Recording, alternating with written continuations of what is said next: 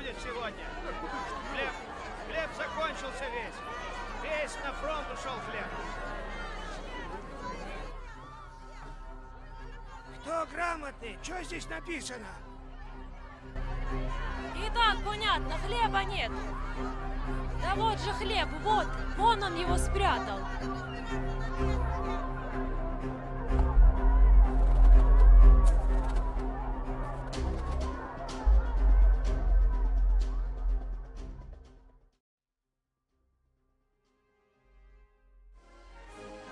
Les grands régimes sociaux du XXe siècle, comme le communisme ou le fascisme, furent toujours avivés par l'entremise d'une précipitation sociale. Ce qui va alors transiter à préparer un nouvel ordre civil, censé réformer les manquements du prolétariat ulcéré par leurs conditions d'existence, amenant en cela aux nombreuses séditions. Ces mouvements absolutismes ont résulté à des exactions génocidaires, magnifiant leurs dirigeants despotiques, auxquels ils ont imputé des qualificatifs divinatoires. C'est ainsi que le même entendement se conçoit, quand l'esprit des individus s'embourbe dans les préoccupations d'anxiété ou de contrainte, manœuvrant sous les mêmes préceptes. La capitulation allemande de 1918 donnera lieu à cette commotion sociétale, qui va surgir au sein de la conscience du peuple allemand. Elle transitera alors à cet état second d'enchantement, où jaillira le sentiment d'avilissement et de vengeance. Et en cela elle préparera à l'accueil de propositions ou de conceptions irrationnelles de toutes sortes. Cet état va alors constituer un objet d'émerveillement, faisant éveiller l'être providentiel, auquel nous allons joindre des qualificatifs de toute puissance. Cet objet enchanté, idéologique ou religieuse, qu'on idolâtrera, et qui sera en mesure alors de résoudre toutes nos préoccupations que l'esprit a lui-même induit durant son anxiété. C'est sous cet envoûtement, d'une conscience vulnérable, que seront émises des idées divagantes sous l'éminence d'un péril, ne correspondant pas au sens réel des objets, au regard de ce qui est observable. Il va aussi les camper sous une posture obsessionnelle de la fabulation, au détriment de la raison parce que les émotions inhibent le soi et l'enserrent dans la vulnérabilité. C'est ainsi que l'irrationalité soulevée au sein de l'extrême droite basculera aussi dans les mouvements progressifs actuels, avec des vertus synonymes. Absence d'empathie, raisonnement défaillant, hostilité envers les rivaux, éminemment passionnels dans leur cause et dans leur culpabilité. Cet état d'inhibition du raisonnement va par les mêmes mécanismes, contraindre l'esprit à l'enchantement, sous des propos ridicules et absurdes, mais calculés. Les idéologues et les religieux enflammeront en cela les esprits. Depuis mardi soir 27 juin, en Île-de-France et aux quatre coins de la métropole, des violences urbaines éclatent chaque nuit. Ce vendredi 30 juin, des émeutes ont commencé dès l'après-midi à Strasbourg et à Créteil. À Paris, le magasin Nike des Halles à Châtelet a été pillé et dégradé. Sur place, certains passants justifient, et oui, le comportement des émeutiers.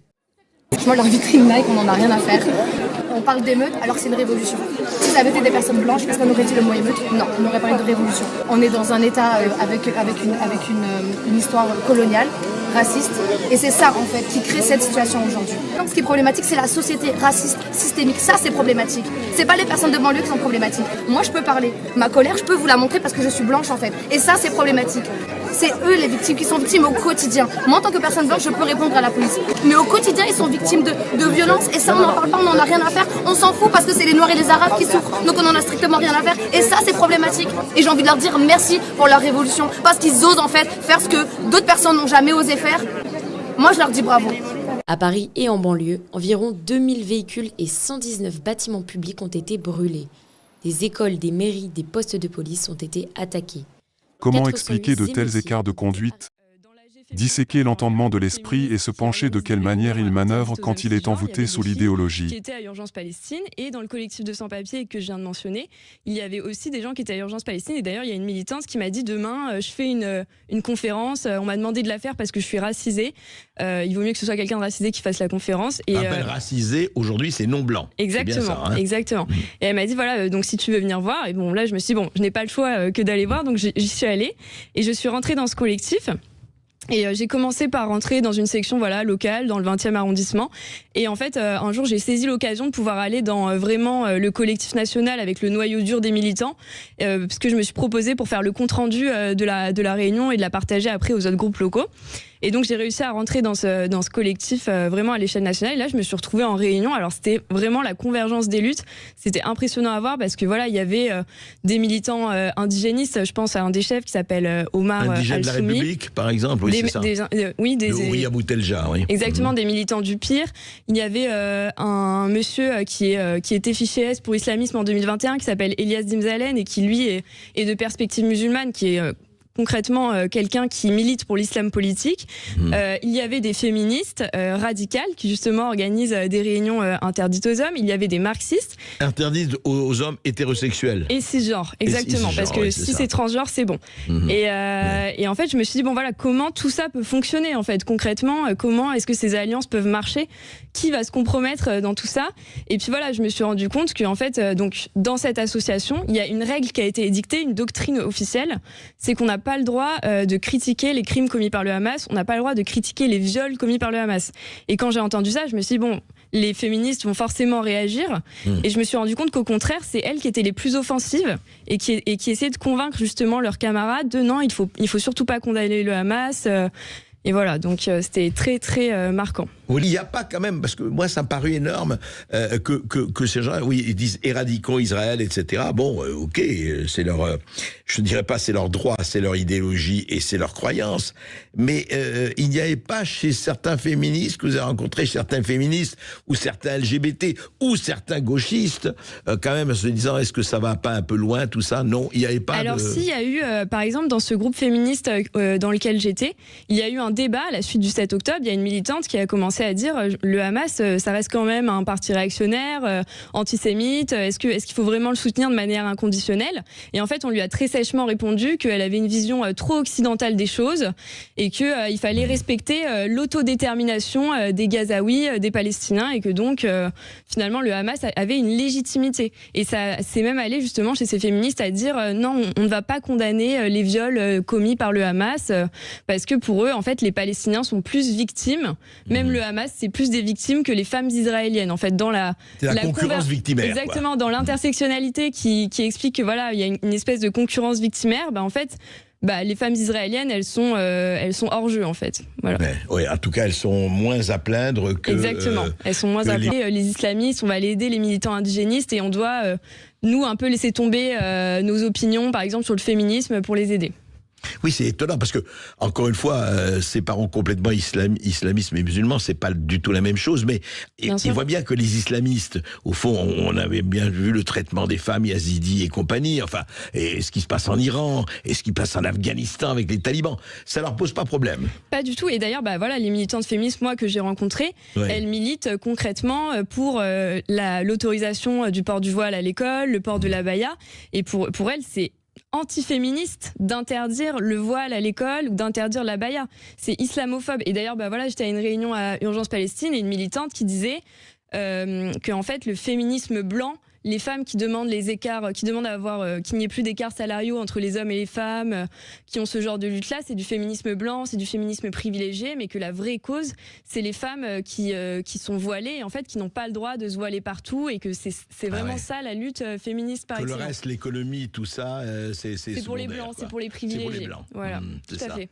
Ouais, c'est très intéressant parce qu'il pousse donc jusqu'au bout ce raisonnement décolonial, anti-occidental, anti-blanc, etc. Ils ont un raisonnement très racialiste en fait. Il y a le féminisme blanc et le féminisme L'enchevêtrement des idéologies, radicales et religieuses, dans la réalité sociale, sont aussi convergents dans l'esprit parce que leur jeunesse proviennent communément du même lieu cervical. L'esprit progressif et son idéologie d'absolu adoptent la même posture que les ordonnances religieuses, parce que tous les deux puisent leur perspective dans la même région préfrontale du cerveau, qui est le lieu d'enchantement et où se constituent les mythes, les entités transcendantes ou les réalités loufoques. Les émerveillements qui émaneront de cet état ne seront raisonnables que pour les prosélytes ou les adhérents à la doctrine. On remarquera que les propositions religieuses de même qu'idéologiques sous leur locution ont été créées pour rassurer la conscience perturbée. Cette bienveillance dans la foi ou la cause qui sont est une inférence révélant son inhabilité à résorber les difficultés immanentes du réel. C'est sous cette prédisposition de la conscience vers sa nouvelle variante, occasionnant dès lors sa rupture avec la réalité et les sens, qu'elle va entrer dans une mutation profonde, néanmoins réversible, en conformité avec l'inclination de la culture et du désir personnel, faisant transiter l'esprit vers un nouvel état narratif exacerbé, comme le socialisme woke, la droite fanatique ou religieuse. Cette dissociation de l'être et de la collectivité donnera lieu à des dévotions à cette idéologie sous des agissements dépravés.